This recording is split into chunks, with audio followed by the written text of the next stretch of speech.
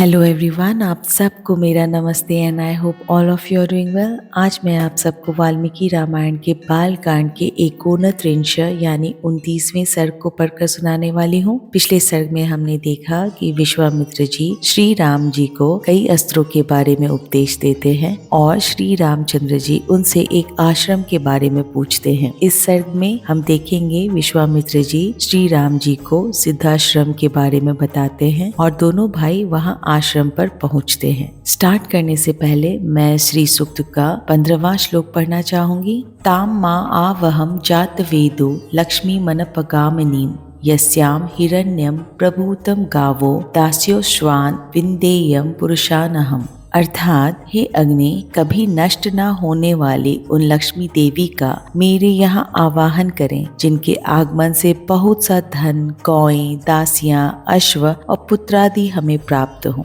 तो स्टार्ट करते हैं। एकोनत्रिंश सर्ग। विश्वामित्र जी का श्री राम से सिद्धाश्रम का पूर्व वृत्तांत बताना और उन दोनों भाइयों के साथ अपने आश्रम पहुंचकर पूजित होना। अपरिमित प्रभावशाली भगवान श्री राम का वचन सुनकर महातेजस्वी विश्वामित्र ने उनके प्रश्न का उत्तर देना आरंभ किया। एह राम महाबाहो विष्णु देव नमस्कृतम वर्षाणि सुबाहुनि तथा युग शतानि च तपश्चरण योगार्थमुवास सुमाह तपा एष पूर्वाश्रमो राम वामनस्य महात्मनम। महाबाहो श्री राम, पूर्व काल में यहाँ देवान्वित भगवान विष्णु ने बहुत वर्षों एवं 100 युगों तक तपस्या के लिए निवास किया था। उन्होंने यहाँ बड़ी तपस्या की। यह स्थान महात्मा वामन का वामन अवतार धारण करने को उद्यत हुए श्री विष्णु का अवतार ग्रहण से पूर्व आश्रम था। सिद्धाश्रम इति ख्याता सिद्धोहात्र महातपा। इसकी सिद्धाश्रम के नाम से प्रसिद्धि थी क्योंकि यहाँ महातपस्वी विष्णु को सिद्धि प्राप्त हुई थी। जब वे तपस्या करते थे उसी समय विरोचन कुमार राजा बलि ने इंद्र और मरुदगणों सहित समस्त देवताओं को पराजित करके उनका राज्य अपने अधिकार में कर लिया था। वे तीनों लोकों में विख्यात हो गए थे। उस महाबली महान असुर राज ने एक यज्ञ का आयोजन किया। उधर बलि यज्ञ में लगे हुए थे, इधर अग्नि आदि देवता स्वयं इस आश्रम में पधार कर भगवान विष्णु से बोले, सर्वव्यापी परमेश्वर विरोचन कुमार बलि एक उत्तम यज्ञ का अनुष्ठान कर रहे हैं। उनका यह यज्ञ संबंधी नियम पूर्ण होने से पहले ही हमें अपना कार्य सिद्ध कर लेना चाहिए। इस समय जो भी याचक इधर उधर से आकर उनके यहाँ याचना के लिए उपस्थित होते हैं, वे गौ, भूमि और सुवर्ण आदि संपत्तियों में से जिस वस्तु को भी लेना चाहते हैं, उनको वे सारी वस्तुएं राजा बलि यथावत रूप से अर्पित करते हैं। अतः विष्णु, आप देवताओं के हित के लिए अपनी योग माया का आश्रय लें, वामन रूप धारण करके उस यज्ञ में जाइए और हमारा उत्तम कल्याण साधन कीजिए। श्री राम इसी समय अग्नि के समान तेजस्वी महर्षि कश्यप धर्म पत्नी अदिति के साथ अपने तेज से प्रकाशित होते हुए वहां आए। वे 1 सहस्त्र दिव्य वर्षों तक चालू रहने वाले महान व्रत को अदिति देवी के साथ ही समाप्त करके आए थे। उन्होंने वरदायक भगवान मधुसूदन की इस प्रकार स्तुति की, तपोमयम तपो राशिम तपो मूर्ति तपात्मकम तपसा त्वाम सुप्ततेन पश्यामि पुरुषोत्तमम। भगवान, आप तपोमय हैं, तपस्या की राशि हैं, तप आपका स्वरूप है, आप ज्ञान रूप हैं।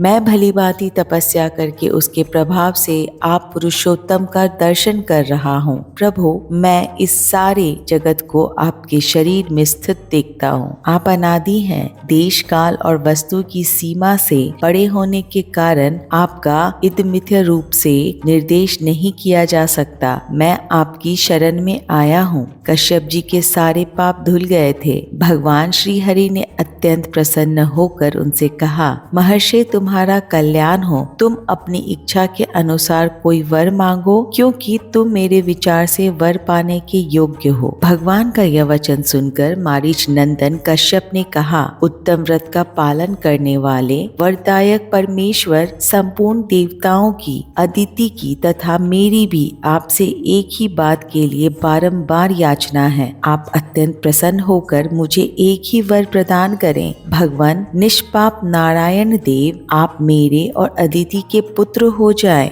असुर सूदन आप इंद्र के छोटे भाई हों और शोक से पीड़ित हुए इन देवताओं की सहायता करें। देवेश्वर भगवान आपकी कृपा से यह स्थान सिद्धाश्रम के नाम से विख्यात होगा। अब आपका तपरूप कार्य सिद्ध हो गया है, अतः यहाँ से उठिए। तदंतर महातेजस्वी भगवान विष्णु अदिति देवी के गर्भ से प्रकट हुए और वामन रूप धारण करके विरोचन कुमार बलि के पास गए। संपूर्ण लोकों के हित में तत्पर रहने वाले भगवान विष्णु बलि के अधिकार से त्रिलोकी का राज्य ले लेना चाहते थे, अतः उन्होंने 3 पग भूमि के लिए याचना करके उनसे भूमि दान ग्रहण किया और तीनों लोकों को आक्रांत करके उन्हें पुनः देवराज इंद्र को लौटा दिया। महातेजस्वी श्री हरि ने अपनी शक्ति से बलि का निग्रह करके त्रिलोकी को पुनः इंद्र के अधीन कर दिया। उन्हीं भगवान ने पूर्व काल में यहाँ निवास किया था, इसलिए यह आश्रम सब प्रकार के श्रम, दुख, शोक का नाश करने वाला है। उन्हीं भगवान वामन में शक्ति होने के कारण मैं भी इस स्थान को अपने उपयोग में लाता हूँ। इसी आश्रम पर मेरे यज्ञ में विघ्न डालने वाले राक्षस आते हैं। पुरुष सिंह, यही तुम्हें उन दुराचारियों का वध करना है। श्री राम, अब हम लोग उस परम उत्तम सिद्धाश्रम में पहुँच रहे हैं। तात, वह आश्रम जैसे मेरा है वैसे तुम्हारा भी है। ऐसा कहकर महामुनि ने बड़े प्रेम से श्री राम और लक्ष्मण के हाथ पकड़ लिए और उन दोनों के साथ आश्रम में प्रवेश किया। उस समय पूर्णवसु नामक 2 नक्षत्रों के बीच स्थित तुषार रहित चंद्रमा की भांति उनकी शोभा हुई। विश्वामित्र जी को आया देख सिद्धाश्रम में रहने वाले सभी तपस्वी उछलते कूदते हुए सहसा उनके पास आए और सबने मिलकर उन बुद्धिमान विश्वामित्र जी की यथोचित पूजा की। इसी प्रकार उन दोनों राजकुमारों का भी अतिथि सत्कार किया। 2 घड़ी तक विश्राम करने के बाद रघुकुल को आनंद देने वाले शत्रुदमन राजकुमार श्री राम और लक्ष्मण हाथ जोड़कर मुनिवर विश्वामित्र से बोले, मुनि श्रेष्ठ, आप आज ही यज्ञ की दीक्षा ग्रहण करें। आपका कल्याण हो। यह सिद्धाश्रम वास्तव में यथा नाम तथा गुण सिद्ध हो और राक्षसों के वध के विषय में आपकी कही हुई बात सच्ची हो। उनके ऐसा कहने पर महातेजस्वी महर्षि विश्वामित्र जितेंद्रिय भाव से नियम पूर्वक यज्ञ की दीक्षा में प्रविष्ट हुए। वे दोनों राजकुमार भी सावधानी के साथ रात व्यतीत करके सवेरे उठे और स्नान आदि से शुद्ध हो प्रातः काल की संध्योपासना तथा नियम पूर्वक सर्वश्रेष्ठ गायत्री मंत्र का जप करने लगे। जब पूरा होने पर उन्होंने अग्निहोत्र करके बैठे हुए विश्वामित्र जी के चरणों में वंदना की। इस प्रकार श्री वाल्मीकि निर्मित आश रामायण आदि काव्य के बाल कांड में 29वां सर्ग पूरा हुआ। जय श्री राम।